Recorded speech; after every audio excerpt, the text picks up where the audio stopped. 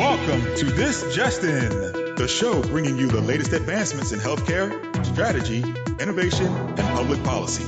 And now, for the fastest voice in healthcare, here's your host, Justin Barnes.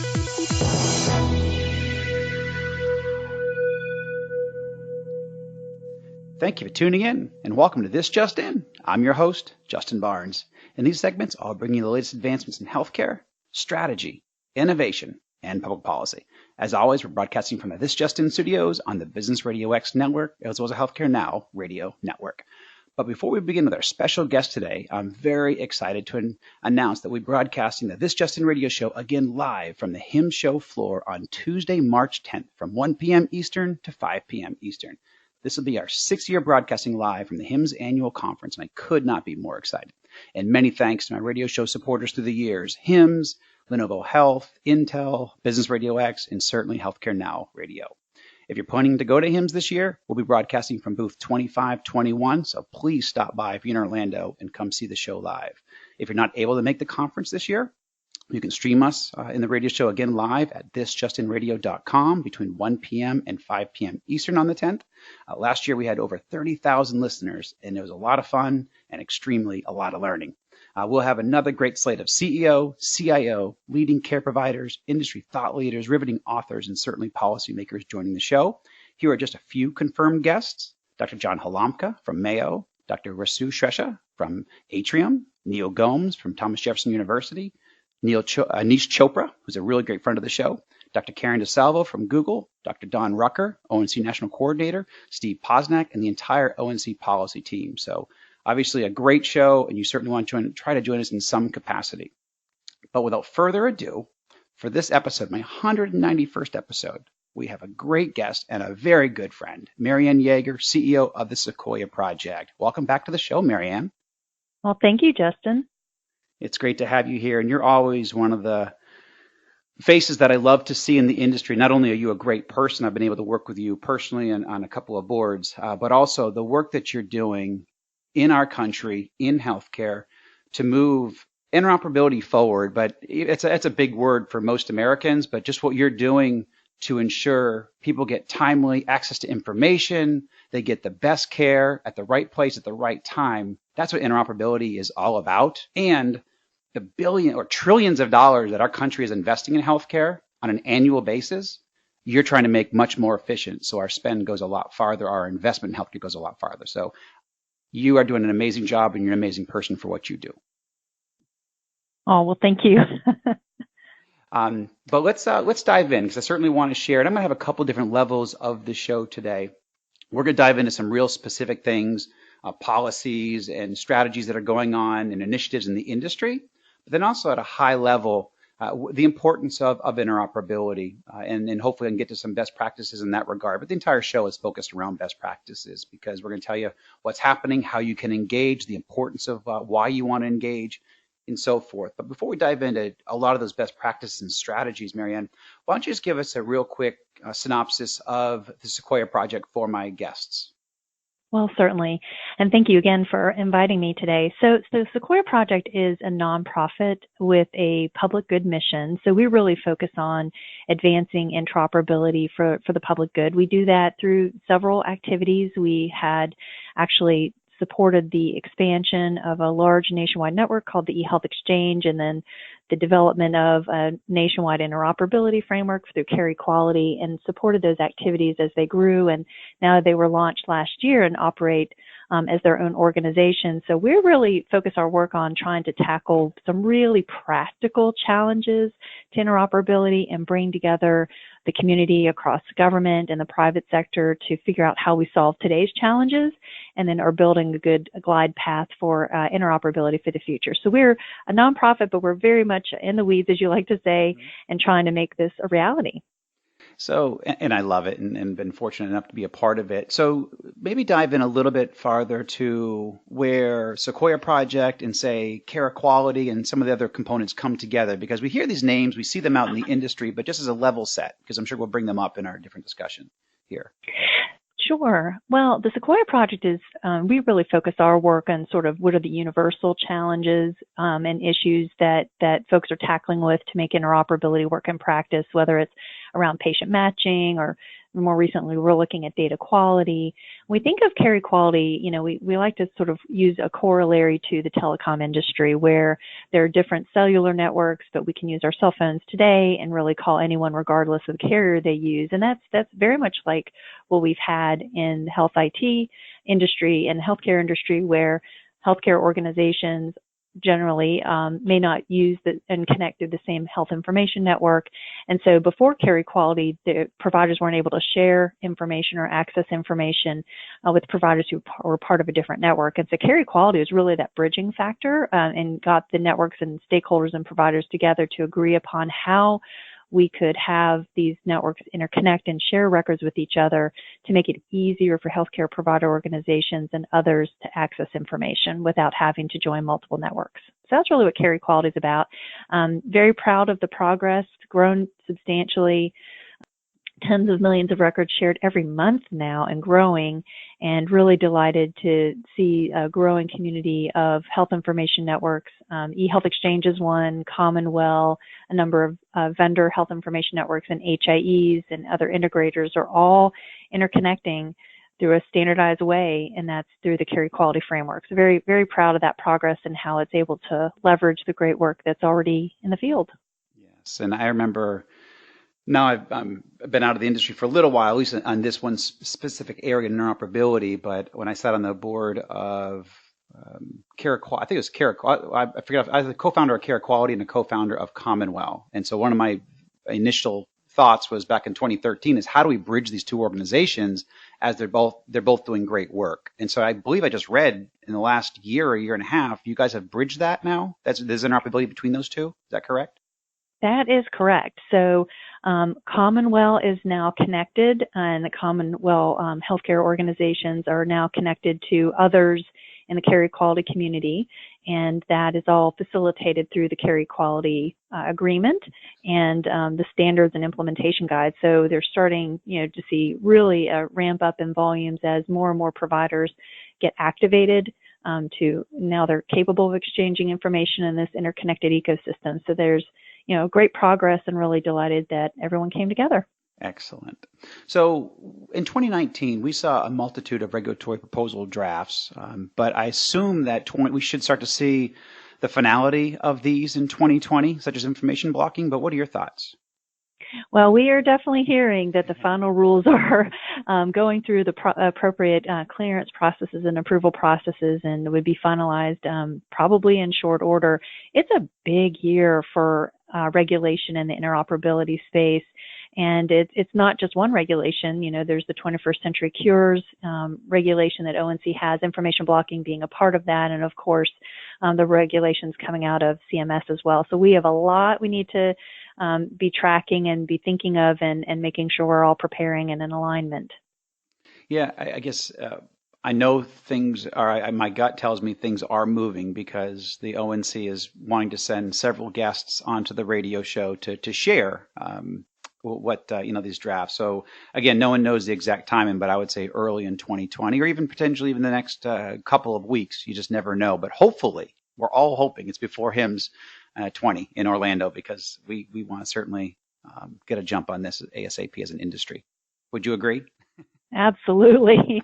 We also appreciate that regulators take their time and, it's a very important body of work and they're very thoughtful. Obviously, there were a lot of comments. And so, yeah, we're hearing the same thing that it could be imminent and likely in early 2020, and we're staying tuned. Yes. And one thing I will say just for my listeners, and I mentioned this on my show yesterday, is it's important to engage these regulations, certainly, or these proposed rules, because ONC, I promise you, ONC specifically, but I know in CMS as well, they read every single comment, and they take this stuff extremely seriously. Mariann just mentioned, and they're extremely thoughtful in their approach.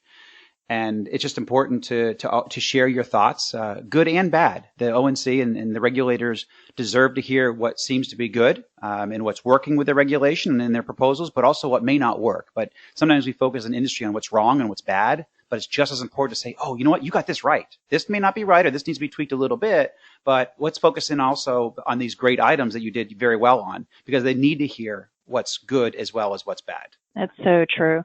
You know, and one thing, Justin, I should mention is we realize that the information blocking rules in particular are pretty monumental, and basically mandating that information be exchanged. So it's, we've, supported work that were in the early ramp up stages, and it was largely voluntary and really motivated by trying, improve patient care, but now it's law.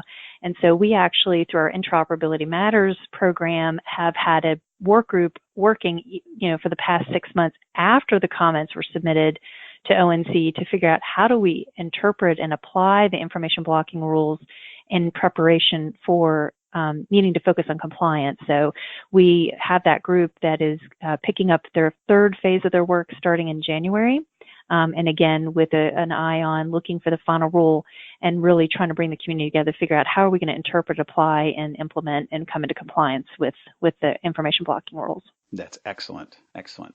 So let's talk a little bit about Pulse. So the Patient Unified Lookup System for Emergencies, Pulse, continued to be implemented in many more states in 2019. What can you expect in the coming year for 2020? So this is an exciting year for Pulse. I don't know if the community is familiar. It's basically a system that's used by disaster healthcare volunteers in the field who are triaging and treating patients. And this Pulse basically gives them access to individuals' records who are often displaced and unable to seek care in their normal care setting. What is so exciting is that ONC was able to invest in doing some additional enhancements to Pulse. So there were a lot of lessons learned after Pulse was exercised in support of the fires in California over the last year or so. And Sequoia's been working with Audacious Inquiry as we've scoped out, well, what does the next iteration of Pulse functionality look like? Even more exciting is that Florida and Texas are going to be deploying Pulse. And that's really significant because we know those states in particular have had some pretty serious disasters previously, and so we're really looking forward to working with them as they prepare to deploy Pulse in their community. That's terrific. Excellent. So let's talk about, first of all, congratulations on Sequoia Project being named as the recognized coordinating entity, the RCE. But tell us a little bit about that, about the responsibility for developing, updating, implementing, and maintaining the common agreement component of TEFCA.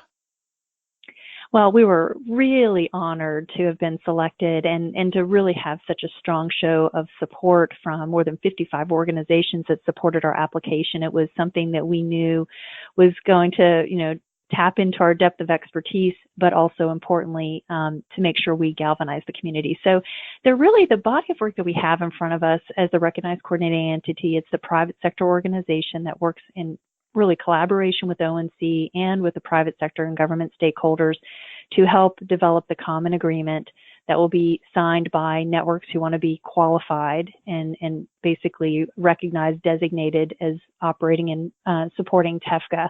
And that really involves working with ONC as they have read all the public comments on their proposal that they put out in the spring of 2019. We did as well.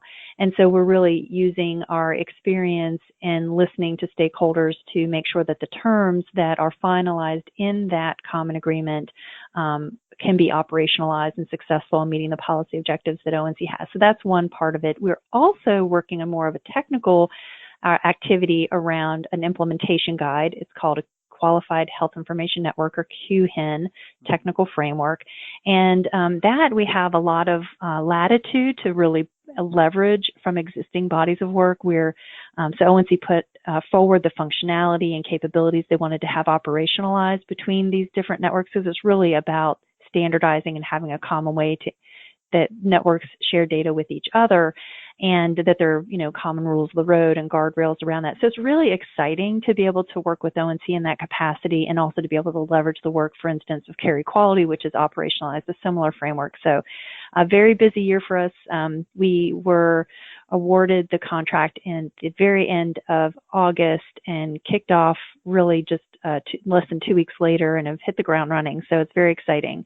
We actually had our first opportunity for input at our annual meeting, and then followed by a public informational call or stakeholder feedback call, which occurred on December 11th, and we'll have many more coming up in 2020, including some sessions at the HIMSS annual conference. So looking forward to that. Excellent. No, that's great. What would be a deliverable for 2020 around this project specifically? Well, we have some very specific deliverables. One will be working with ONC on a version of the common agreement that would be put forward for public comment. So excited about that. The second deliverable is that implementation guide, the QHIN technical framework, or QTF. We love our acronyms. And then we're also the feedback from the various stakeholder feedback sessions. So those, we have information is publicly available on the RCE website, and we're really make that further available. So we're really doing what we do best, and that is getting smart people to really, inform this important work. But those are the two very specific deliverables that we'll be working with ONC to put forward in 2020. Excellent. And for those joining us a little late, my guest today is Mariann Yeager, CEO of the Sequoia Project. So let's jump over to patient matching, obviously a hot topic and has been for many, many years now, an important issue. Is 2020 the year it could get solved? Well, it's going to take some time to really solve patient matching. It's a complicated issue, but it's one that we believe we can actually make some substantive progress. Like everything in health IT, it's not going to be overnight. And what it took decades for other industries to do, we're trying to do just in a handful of years. We think we can start making strides by really standardizing and getting agreement upon the standardized rules that in identity traits used for matching, and having more consistency will improve match rates. And then there are other opportunities as well. It's something that we've studied for several years, not from an academic perspective, but actually looking practically, how do we get organizations that have different ways of managing identities to have consistent practices so that there's a higher success rate between different organizations. So I think it's going to be a journey and a process, so we will make incremental improvements over time, but it's definitely a continued focus of Sequoia, and of course, continuing to work on the rules that we published a few years ago and update those, which we're in the process of doing as we speak. Wow. You guys have a lot that you're tackling. It's more than ever. Well, there is a lot. There's a lot of work to be done. So I agree. So I guess looking at 2020, what would be your main focus? I mean, we just covered four really big, or not more, really big areas in healthcare in general, and health IT and interoperability. So what would be your main focus for 2020? We are going to be focusing with our Interoperability Matters activity. We'll continue focusing on information blocking. We're actually launching a new data quality work group, so we're more interconnected as we've ever been as a country, and we want to bring together the end user community, clinicians, health plans, consumers, and the health IT community to try to make some strides in improving data quality. We'll support pulse expansion, and of course our ever important activities around supporting the recognized coordinating entity work. So we have a lot in flight, but we have a great team and a really supportive and engaged community, which is what's absolutely essential for us to be successful. Excellent. And not to put you on the spot, but what's the website or the URL for Sequoia Project, just so people can begin to dial in? They're going to want to do some research, and because interoperability is so important for so many business models in healthcare, and obviously, whether you're a practice, a health system, a hospital, a community of health, whatever it is, interoperability is key to your long-term success. So where can you point them? I will go to www.sequoiaproject.org. And you'll find a lot of information there. And if there are ever questions, you can always, there's a place there you can sign up for updates or email us. And our team is always on hand to address questions and hopefully get others involved. Yeah, and I've stayed connected in that capacity, so I'm certainly on your email lists. But you guys also do a great job on social media, certainly on Twitter. So that's also a place where I would point my listeners to if you want to, get engaged, stay informed. All the public announcements, you guys do a great job of promoting in a very transparent way what you're doing and what you're going to do, so we can engage from a community standpoint. So I will say that. So now shifting gears, my show is based, and because you've been on it before, really focusing on best practices and strategies. So why don't we take a couple of questions in this direction now, because we just went through some really specific initiatives, which are really key, obviously, for our country and for healthcare in general.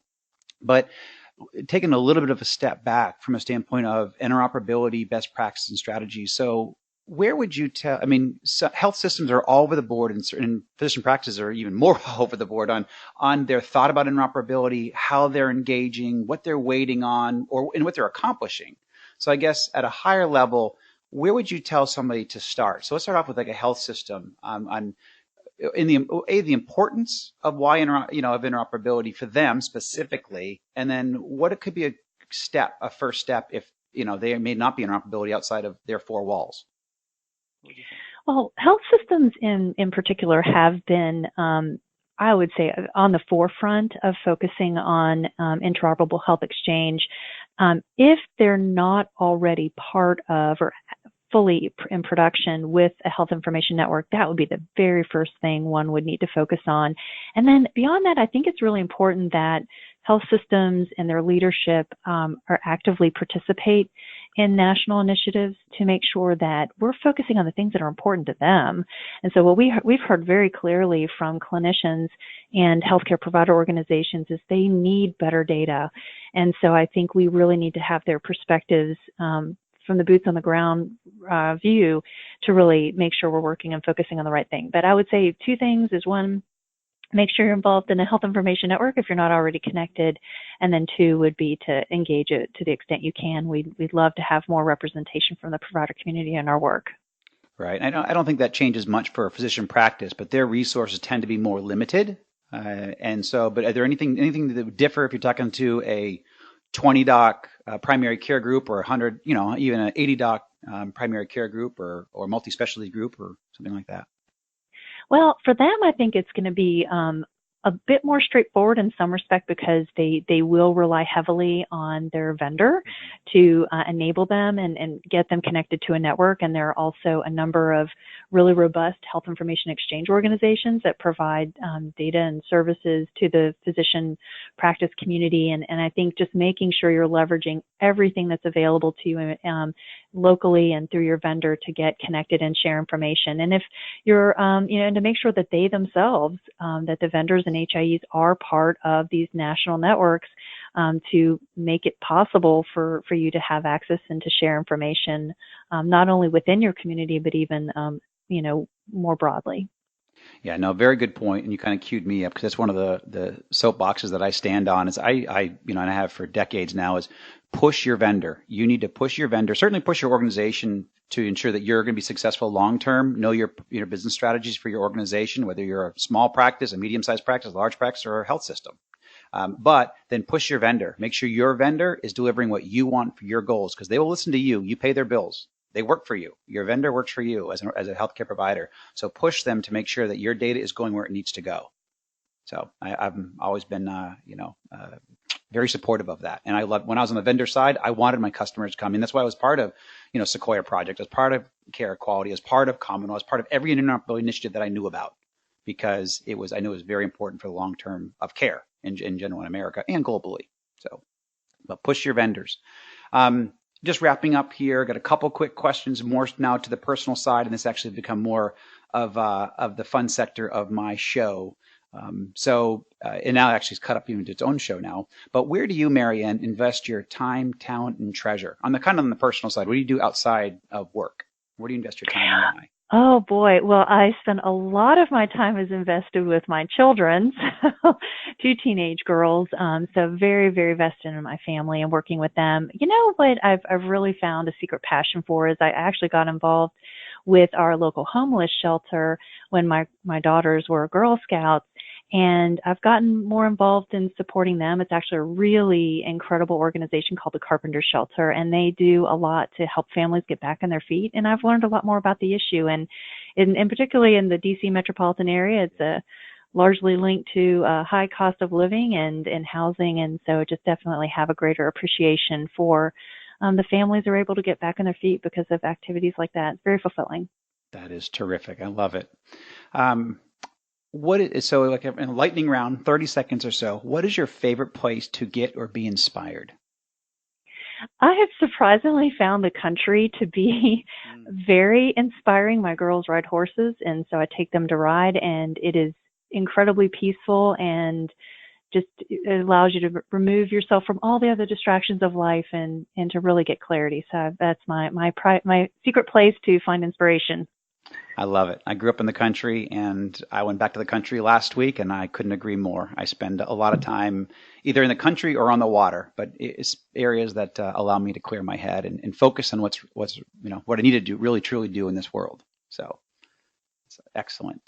Well, Mariann, thank you so much. It's great to have you on the show, and I truly appreciate you taking the time out of your busy schedule to join us.